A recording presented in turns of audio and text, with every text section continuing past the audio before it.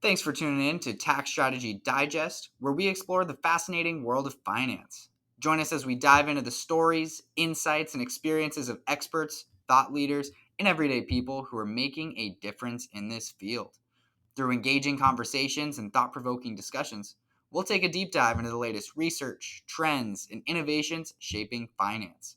So sit back, relax, and get ready to learn something new on this journey here with us. Welcome to this episode, Tax Strategy Digest. Today, our guest is Bob Knakal. Bob is a sales broker selling investment properties in New York City since 1984. It is generally accepted that Bob has brokered the sale of more properties in New York City than any other individual broker. So, Bob, thank you so much for hopping on this episode today, and I'm really excited to just learn some more about you and learn more about your story. Great. Well, Paul, great to be with you today. I'm happy to be on the show. Awesome. Well, Bob, so who is Bob Knakal? Tell us your journey. How'd you get here? Bob Knakal's a guy who's been selling buildings in New York for 40 years, stumbled into the real estate industry completely by accident. As a freshman at the Wharton School, 1981, wanted to be an investment banker, wanted to get a summer job that would look good on my resume, and grew up in Bergen County, New Jersey, drove around spring break that first year and dropped my resume off at every investment bank and commercial bank I saw. They weren't hiring kids for the summer. I was coming out of a Payne Weber office. Across the hall, I saw Coldwell Banker. I wandered in there thinking it was a bank, gave them my resume. They hired me. They loved the job from the first minute I was doing it. The first summer, I was doing market research, driving around Morris County, New Jersey, logging information on commercial buildings into the company's data bank. Went back my next summer and ran the summer internship group. And then my third summer, I got my New Jersey license and started as an assistant to a broker, showing buildings and doing research and stuff like that. So just loved it immediately. It was a great office, a lot of young, hardworking people. Seemed like they were having a great time, making a lot of money. And they really just loved the business right from the beginning. So I started with CB when I got out of school in '84 and met Paul Massey there. We teamed up immediately, and 4 years later, in November of '88, started Massey Knakal. We ran Massey Knakal for 26 years and 46 days. Grew it from just the two of us to 250 people. Sold to Cushman at the end of 2014. Was at Cushman for 3.5 years as chairman of New York Investment Sales. Joined JLL in September of 18 as the chairman of New York Investment Sales. And in March of this past year, got back to my entrepreneurial roots and opened up BKREA. And, people ask me, well, Bob, what's going on? How's the new company? And, what are you doing? And I say, I'm doing the same exact things I was doing 40 years ago. I just have a little more experience now. But, love the business, always have. I think I always will. And, feel very blessed that I found a job that is not only my job, but is also my hobby. And really, really love it. I feel lucky that I stumbled into this. Really cool. And you've obviously been, very successful in this space. And now most people that are put in your shoes, they really don't go out of their way to spend time talking to and giving advice to a lot of young people about the business. And anybody who's followed you on any sort of social media or really knows just anything about you, they know that you love to do that. You're very generous with your time. You give back to a lot of people. Why do you do it? Well, Paul, a couple of reasons. One, I enjoy it. Two, um, a lot of people helped me along the way, and I wouldn't have been able to get where I've gotten to without the help of so many people. So I think in a way you kind of give back a little bit. And I think that this is such an interesting business. It's a very simple business, but it's very difficult. And I think that there are little things you can do here and there that make a big difference. And if I can help some kid who, is struggling or needs some advice or something, happy to do that. I think that, in life, there are two perspectives you can have. One is that everything is a zero-sum game and a win for you is a loss for me.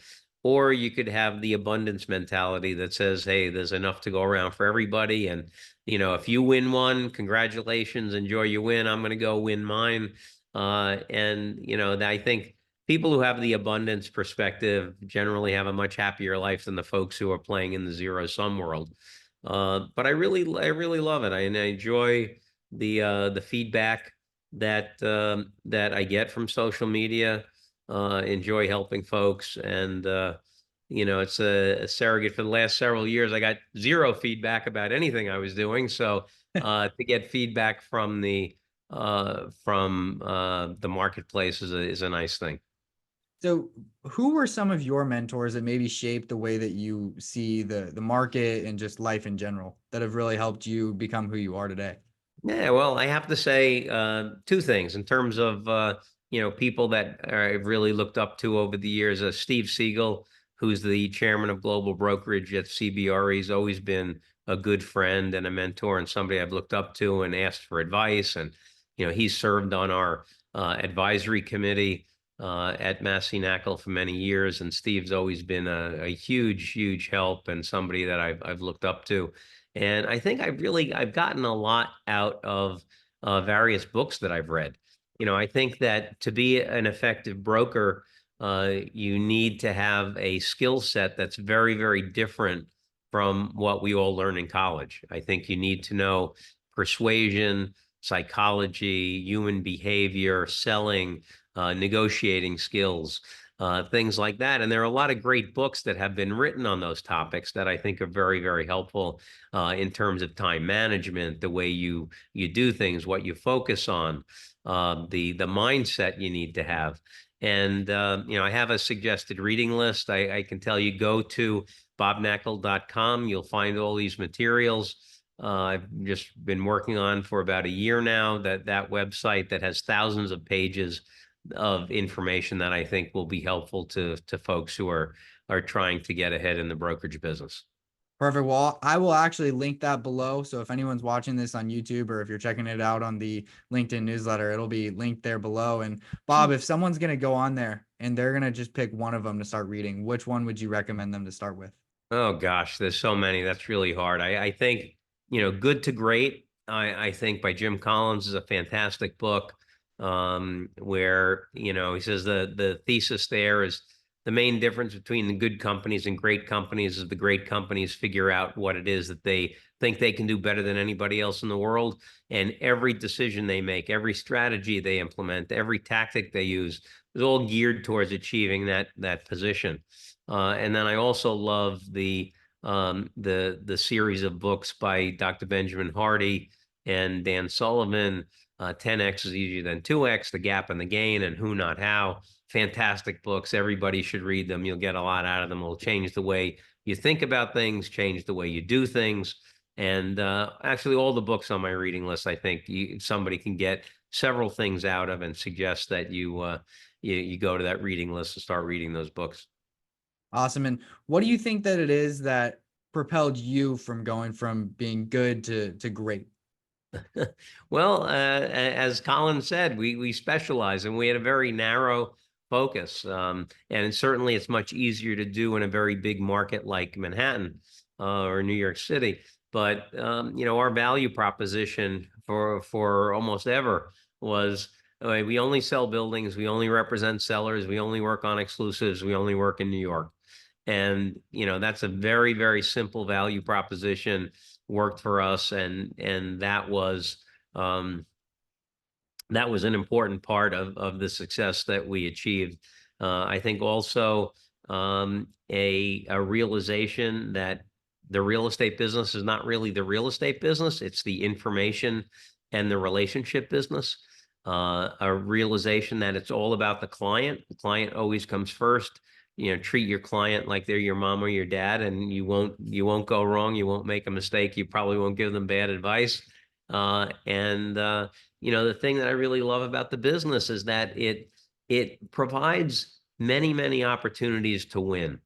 And some of those wins are small, some of them are big, but they talk about kids being on their cell phone today. They get a dopamine rush out of certain activities. Well, I think you get a dopamine rush out of winning. And you find out a client wants to sell their building, that's a rush. And you pitch the business and you get awarded the business, that's a rush. And you sign the contract, that's a rush. And or before that, even you get the deal agreed to verbally, that's a rush. And then you close the deal, that's a rush. So you're getting all these very positive bits of feedback from a single transaction, and then multiply that by dozens of transactions a year, and it's a very, very rewarding business. So I want to play maybe the devil's advocate on the other side. How have you handled maybe some of the negative feedback that you've gotten, or maybe not negative feedback, but some of the no's, or the cold calls that went south, or people telling you, "Hey, Bob, stop calling me." All right. How did you handle some of that? Well, it's a great question, and I'll tell you that if I called 19 people out of 20, they all hung up on me, I was feeling great. And the reason I was feeling great is because I know that in Manhattan, south of 96th Street, there's 27,649 buildings. I know the average turnover over 40 years of that stock is 2.6%. I know that about half the stuff that goes on the market actually sells. So 5% of the total stock is on the market at any one time. So if I call 20 owners, the probability is one of them is going to want to sell. So if I get 19 hangups in a row, I feel pretty good that the next spin of the roulette wheel is going to come up the other color. And so I think it's understanding what the probability is. The sales is completely a probability-based business. You have to understand what your likelihood of success is. If I hadn't known what that probability of success was and I got hung up on 19 times in a row, I might feel pretty crappy. But if I know that, hey, 1 out of 20 is going to want to do something, that makes taking the nose in stride a lot easier. And you have to realize, you have to do things that will increase the probability of success for you, but you have to understand what that probability of success is. And that way you don't let the negative things get you down. It's going to happen. Absolutely. And just like, no matter how good you are, I always say that as a broker, the three things that I've seen in the very top brokers are: number one, they're a market expert in some niche of the market. Number two, they have tremendous passion for the business. Number three, they are able to use discipline better than most. And that passion element comes in because you really have to love it. Because no matter how good you are, you're definitely going to go through tough times. The market always has been, is, and always will be cyclical. And so no matter what, it's going to go down. It's going to have tough times. And you're going to have times when, hey, 2 deals, 3 deals, 5 deals in a row crater on you through no fault of your own. So you have to have that passion to allow you to get through those tough times, to be able to thrive in the good times. So it's the passion is really, really important. So, I mean, I think anybody who's ever seen anything you've ever posted knows you're passionate about it. And I feel like maybe that's part of such the reason why you have so much success, because you genuinely love what you're doing. And I think that you've been able to maybe build such a robust network because of your passion. What are some tips to building a network like you've built out in New York, that someone who's just starting out, maybe they're in New York as well, maybe they're in Florida or California, wherever they are in this country, how can they build out their network just like you have? Yeah, that's a great question. I think number one, you have to focus on market presence, because I always say it's not who you know, it's who knows you. So you have to do things to get people to know you. But before you start on market presence campaign of any kind, and market presence to me means making prospecting calls, sending out email blasts, sending out text, sending out hard mail, going to networking events, speaking in public, being on social media, doing all those things to get out there. But I think before you do any of those things, you have to have something of value to offer to the people you're talking to and want to build relationships with. I think unfortunately most brokers don't really understand the metrics within their market. Like I rattled off some numbers about the number of properties and the turnover rate and things like that. I can give you average prices per square foot, average cap rates, and, a variety of metrics. And I think you want to study the market, get to know it really, really well, and then you can call people and talk to people and meet people and have a conversation. And when they ask you that inevitable question, how's the market? 99% of brokers will answer with adjectives. Anybody could answer with adjectives. If you have numbers that you could convey to somebody, it really shows you know the market. And then when you meet somebody, you hopefully can impress them with your market knowledge. Make sure everybody that you meet goes onto one of your databases in your CRM, and stay in touch with them regularly. You take the time to go to a networking event, you meet somebody, you get their card, or you exchange information. If you're not following up with them regularly, that was a total wasted opportunity. Because rarely, if you think about it, like the statistics that I gave you, if the average turnover rate in Manhattan is 2.6% of the total stock in the average year, that means when somebody buys a property in Manhattan, they own it for 40 years before they sell it. So people are not always going to have things to do. You have to be there and be top of mind with them when they do want to sell. So you have to create content, you have to create proprietary data. I'm a big fan of, because if you're just going to a third-party aggregator and getting information from them, anybody could go get that same report. Create something that's different, unique, proprietary, understand how you came up with those numbers, but stay in front of that client all the time so that when something happens and they do need to sell, the first thing they think of is, hey, let me call Paul. He's been giving me this market information for years. And it's everything that we do has to be, you have to understand that it's a cumulative impact. You send out a mailing and you don't get anybody to say, I want to sell. You can't think, oh, that was a waste. You make a round of my buddy Jim Ventura was the second salesperson we ever hired at Bob Knakal. He tells a story that he called everybody in his territory. Nobody wanted to sell. He said, "Hey Bob, what do I do? I called everybody. Nobody wants to sell." I said, "Go call them all again." Called them again. Comes back to me, "Bob, I called everybody. Nobody wants to sell." I said, "Go call them again." Comes back to me, "Bob, I called everybody. Nobody wants." I said, "Go call them again." They said, "Hey, you know what? 2 people wanted to sell." And the next round of calls, 5 people wanted to sell. And it's cumulative. It's like the Stonecutters Creed. The Stonecutters Creed is pound the rock. And if you think about that, the stonecutter comes into the shop, has a big stone in front of them, takes the mallet, whacks that thing 99 times, nothing happened. 100th one, boom, rock splits in half. And to the casual observer, they're going to say, oh, that 100th one must have been different somehow. Maybe it was a different mallet. Maybe it was a different angle. Maybe he hit it harder. But the stonecutter knows that the reason that 100th one worked was because of the 99 that came before it. And in the same way, you got to make all your calls. You got to send out your emails. You got to do your hard mail, create your content, be on social media, go to networking events. And don't be dissuaded. You went to a networking event, you spent 2 hours, you weren't with your spouse or your friends. You went to the networking event. Don't think you met anybody there. But this is a cumulative thing. You got to keep doing all these things. And people try. My coach Rod Santomassimo always says, BK, what's your ROI on that activity? ROI being return on involvement. And I say, sometimes it's really, really tough to know.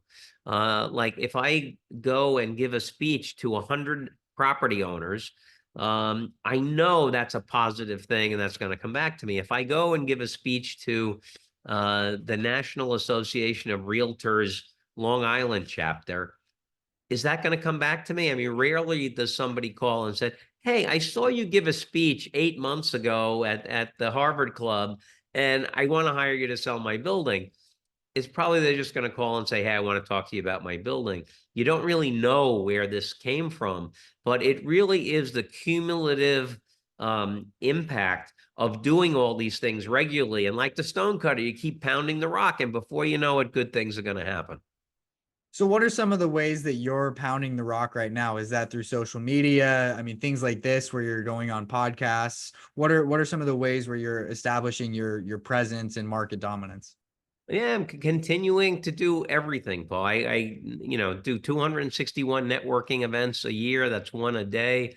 I'm going down to DC tomorrow to talk to the local SIOR chapter down there. I was on CNBC last night with Brian Sullivan. Oh my gosh, Brian Sullivan, my good buddy. Um, and I was at a networking breakfast this morning. I'm making calls regularly. I'm sending email blasts. I'm now using AI in a lot of the applications that we're doing. Creating content, being on social media, all of these things. You have to do everything. Um, you got to continue to do everything. And if you ask me, well, which of these networking things is the best? Clearly, face-to-face communication with people is the best thing you can do. But short of that, you have to do all of the other things. And it's a cumulative impact that they have when you want to become top of mind with folks. Yeah, no, that makes total sense. Have any of the basics have they changed at all since you first started? Obviously, you just mentioned AI. That probably wasn't around when you were first starting out, but how have the basics changed? I mean, was it all face to face and just calling people, and now are you implementing things like, Yeah. emails and mailers? What are the differences, and what should people, be focusing on? And how did you overcome that innovation that you had to, learn every year or a couple years or Yeah, whatever it well, was? I'll tell you, it's changed dramatically. Not only did we not have AI back then, it didn't have a cell phone, didn't have a fax machine, and didn't have a computer on the desk in 1984. So the world has changed. I generally have been an extraordinarily slow adopter of technology. The only thing that has changed is that I believe that AI is going to change the world. I think that if you look at what's happened over the past 40 years, where again, no cell phone, no fax machine, no computer on the desk, none of the things that make things so efficient today. And look at how things have changed over 40 years. I think the extent to which the world is going to change over the next 5 is going to blow away what we've seen over the past 40. And I think that AI is not going to replace anybody, but somebody using AI will replace somebody that's not using AI or significantly marginalize them. And so I think you need to be on top of that trend. There's been very, very significant changes. And interestingly, the business is still very, very similar. There are different tools at your disposal, different ways to do things. But the reality is, you have somebody that owns a property. In 1984, you had to get to them, establish credibility, create a relationship, get them to like you, continue to service them, and try to sell their building. And those fundamental things have not changed. There are different tactics that are used today, different strategies.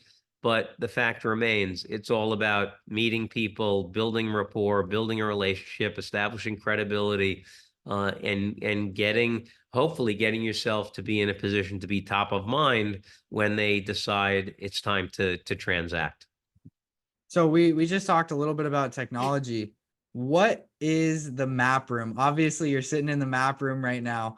Is this just a place filled with maps? Can you share a little bit with all of the listeners what it is and why it's there? Sure. Well, the map room grew out of a significant frustration that I had. I sell a lot of land in New York, and in order to sell land effectively, you have to value land accurately. In order to value land accurately, you need to have a really good handle on what the competitive set is. What's in the planning stages, what's under construction, what's likely to come to market to compete with whatever's going to be built on the land that you're selling. And remarkably, in New York, the available information is very sparse. The most robust data set comes from the residential firms, and that's the condo pipeline.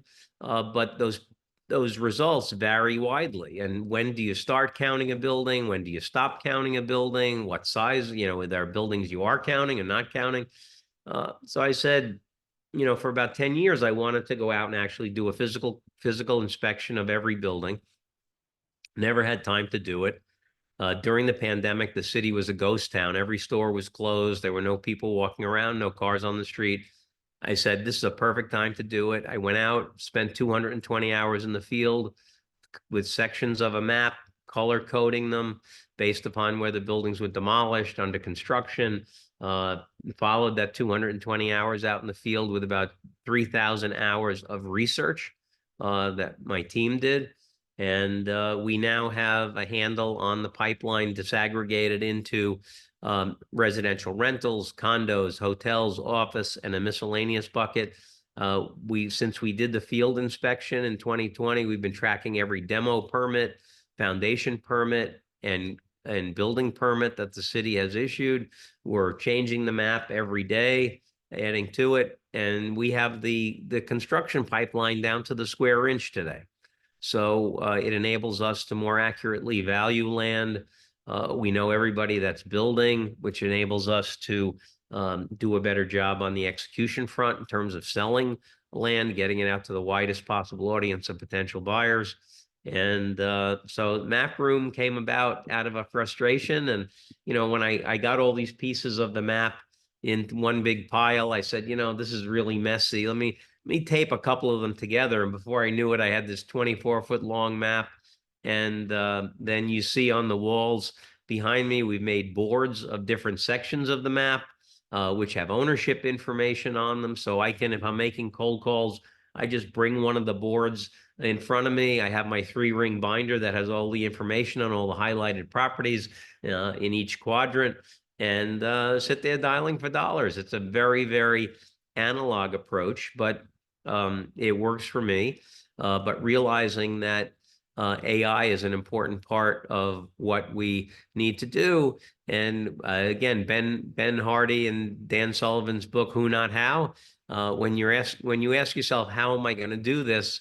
You're asking the wrong question. The question is, who am I going to get to do this for me? So I went out and hired a COO that is an AI expert. He started AI companies, worked in the driverless car industry. So if he could make cars drive by themselves, he can figure out how we can sell some buildings. So it's great. So Seth Samowitz is my COO, does all of our tech stuff. The guy's brilliant. And, so we're taking my very, very analog approach and layering on some pretty cool AI. And, we think we're going to create some groundbreaking stuff. I love it. And I always like to ask this as we start to wind things down a little bit, because I think that this is something it's really important to me. I mean, when I wake up, when I do what I do every day, I like to ask, my guests on here, what is your why and why do you do what you do? The only answer I have for that is I think I'm addicted to it. I absolutely love doing it. It's a rush. I've always loved it. I continue to love it. After we sold the company, went through a little bit of an introspective period where I tried to figure out what it is I wanted to do. And, I realized I don't know anything about investing in real estate, as odd as that sounds. Didn't want to go spend the rest of my life on a beach somewhere. And just said, I love selling buildings, so I'm going to keep doing it. And it's really been great. So why? Because I love it. And, it allows me to provide a nice life for my wife and daughter, which, they're the most important things in the world to me. So, that's a great benefit of it. But truth is, I just love doing it. I love it. I love it. That's awesome. And Bob, if there's a certain place that people should go to learn more about you, where would that be? Yeah, well, you could go to bkrea.com. You could go to bobknakal.com, or feel free to email me at bk@bkrea.com, and happy to get back to you. Awesome. Well, Bob, thank you so much, man. I really appreciate your time. It's been a pleasure learning all about your life story and all of the pieces of advice you've shared with us, and especially learning a lot about the map room. I always see it on your posts on LinkedIn, so I've always been excited to ask, and just wanted to again say thank you so much. Sure thing, Paul. Great to be with you today, and I wish the best of luck to everybody out there.